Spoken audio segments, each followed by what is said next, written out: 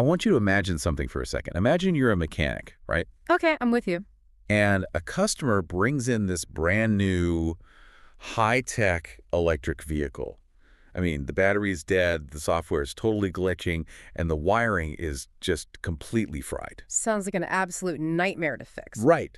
But instead of letting you plug it into a diagnostic machine, the customer just hands you a wooden wrench from like 1930, and they just say, hit it harder. Yeah, that's not going to do anything. Exactly.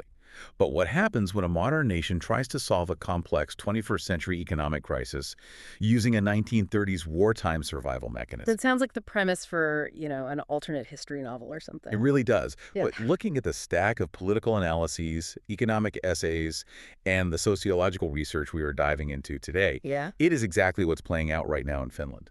It is. Welcome to the Deep Dive. Today we are looking at a fascinating, highly critical collection of writing focused on Finland's sweeping legislative changes. Specifically, we're looking at the major overhauls enacted in 2025 and early 2026. It's a truly remarkable case study. I mean, we are examining a country known globally for its robust welfare state, its high standard of living, its education system. Right, the things everyone always praises Finland for. Exactly. But right now, it is wrestling with a severe demographic bottleneck, a rapidly shifting labor market, and just an incredibly fierce internal debate over immigration policy. And our mission today is to explore how cultural myths can essentially act as a smokescreen for structural failures. And we're going to unpack the psychological mechanics behind political scapegoating. Which is quite a heavy topic. Welcome to today's Explainer. We're jumping right into a super fascinating and honestly pretty critical analysis of Finland's economic and immigration policies. Now, Finland is globally celebrated for its social stability and tech innovation, right? But the source material we are unpacking today presents a really striking structural critique. It argues that there's this deep paradox sitting right at the heart of the nation's current strategy. It's a clash between a highly romanticized cultural rhetoric of personal grit and the harsh, unforgiving reality of its actual institutions. So let's dive right in and see exactly what the text means by this structural paradox. Here's our roadmap for today. 1. The myth of sisu. 2. Structural economic barriers. 3. The high-skilled talent paradox. 4. Demographics and bias. And 5. The 2025 to 2026 legislative changes. All right, part 1, the myth of sisu. So, what exactly is sisu? Well, it's famously understood as this unique Finnish brand of extraordinary national resilience and grit. As the text notes, the concept was heavily popularized during the Winter War of 1939 to 1940. It was used to describe the nation's incredible survival against an invading superpower. And make no mistake, it is a powerful, deeply respected wartime concept. But our source argues that taking this wartime survival mechanism and applying it to modern, peacetime macroeconomic policy, that is a massive category error. And, this brings us to the core tension. The political rhetoric today often implies that economic stagnation is basically caused by a grit deficit. It tells people to simply try harder to overcome hardship. But, in stark contrast, the analysis argues that sisu is actively being deployed as a political smokescreen. It's used to individualize systemic failure. Think about it. If a business fails or a worker is unemployed, framing it around a lack of sisu makes it a personal moral failing, rather than a failure of, say, the tax code or market liquidity. The text claims it acts as a rhetorical shield to justify austerity, totally avoiding the really hard work of fixing broken public machinery. Moving right along to Section 2, Structural Economic Barriers. If you've ever felt completely trapped by bureaucratic red tape, you're going to recognize these hurdles. The source highlights very specific, concrete barriers that absolutely no amount of personal determination can fix. First up, Finland has inflexible, highly centralized labor markets. This makes it incredibly difficult for small and medium-sized enterprises to dynamically adjust wages or conditions when economic shocks hit. Second, there are profound bureaucratic traps. The welfare state creates these bizarre situations where taking a part-time job might actually result in losing your housing benefits. Plus, you face massive administrative delays. In a scenario like that, staying unemployed isn't a moral failure. It's just a rational financial choice. And finally, there's a major skilling mismatch. You simply cannot grit your way into a senior software engineering role if the state lacks the agile retraining infrastructure needed for a modern knowledge economy. Which leads us right into Section 3, the high-skilled talent paradox. Now, I want you to focus on this concept for a second: brain waste. Sociologists use this term to describe what happens when highly educated immigrants are forced to work in low-skilled, precarious labor, like delivering food or cleaning. Why does this happen? Well, because domestic corporate culture is fiercely gatekept. According to the text, local institutions often outright refuse to recognize foreign degrees, or they use really stringent Finnish language requirements as an invisible ceiling, rejecting totally qualified professionals even when the actual job is conducted entirely in English. This naturally results in exceptionally high rates of overqualification among Finland's foreign-born workforce.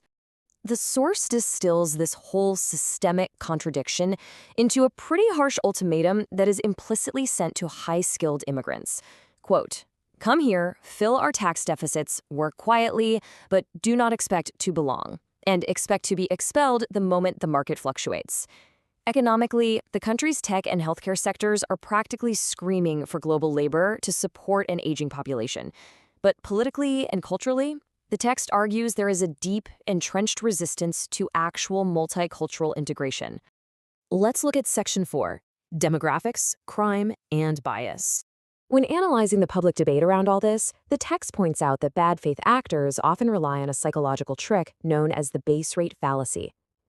This happens when all the broad statistical and demographic context is totally stripped away, just so people can hyper-focus on one isolated incident. For example, if a native citizen commits a crime, it's generally viewed as a personal, individual moral failure. But if an immigrant commits that exact same crime, this fallacy is weaponized to claim it's a cultural symptom, and ultimate proof for the entire immigration system is broken. Because look, criminologists globally know for a fact that crime rates are heavily tied to age, gender, and socioeconomic status. Young, underemployed men commit the vast majority of crimes everywhere. So as the source clearly explains, when an immigrant cohort has a much higher proportion of young men living in precarious economic conditions, which is often due to the integration failures and brain waste we just talked about, their crime statistics reflect those specific demographics, not their nationality. Think about how easily we judge others online. This is outgroup homogeneity in action. It's the cognitive bias where we view members of our own in-group as this diverse set of unique individuals with their own flaws, but we view members of an outgroup as one giant, undifferentiated monolith. This is the exact bias that allows internet commentators to read a single local news report and instantly make a sweeping, xenophobic generalization about millions of people. And where does this play out the most? The digital outrage machine. The source argues that comment sections on social platforms are absolutely not organic reflections of public consensus. They are highly optimized outrage hubs. Algorithms don't boost nuanced socioeconomic analysis about venture capital scaling or demographic collapse. No, they boost high arousal, fear, and moral outrage. A single cherry-picked incident generates massive engagement, totally burying the complex structural discussions that actually matter. After all, it's much easier to type an angry punchline than to analyze systemic discrimination. Finally, Section 5, the 2025 to 2026 legislative changes. According to the analysis, over the last year, the government shifted from hostile rhetoric to building an entrenched legal fortress. Just look at the timeline. In June 2025, they enacted the 3-month deportation rule. By December 2025, the citizenship requirement was extended from 5 years to 8 years. And in January 2026, the baseline requirement for permanent residency was jacked up from 4 years to 6 years, unless you meet what the text describes as highly restrictive fast-track criteria, like earning over 40,000 euros or having flawless C1 level language skills. The source calls this the omnipresent 3-month trap. It's essentially a rule cloned across all legal statuses. For work permits, if you get laid off, you have just 3 months, or 6 for certain specialists, to find a job, or your employer is legally mandated to report you to immigration for deportation. For permanent residency, you have to prove a 2-year work history where you did not rely on any welfare for more than 3 months total. And for citizenship, you are entirely disqualified if you received income support for more than 3 months across a 2-year period. The text argues this systematically weaponizes the welfare system, a system these workers actually pay into with their high taxes to block their integration. 90 days, that is it. That is the stark, numerical reality underlying the state's ultimatum to its foreign workforce. The source points out a really profound paradox here. The state is effectively engineered to explicitly penalize global talent for experiencing any form of normal, everyday economic friction. The text perfectly encapsulates this critique with a specific scenario. Quote, "The state is telling global talent, we want your labor, we want your tax money to fund our aging population, but if our economy hits a bump, if a global tech winter hits and your company lays you off, you have 90 days to solve a structural labor market crisis on your own, or we will kick you out." And then, politicians look at the empty corporate offices and the talent flight to Berlin or Amsterdam, shrug their shoulders, and tell the public that Finland just needs more sisu. Which leaves us with this final, really provocative thought based on today's text. How can a modern economy balance true national resilience with the institutional agility actually required to thrive in a globalized world?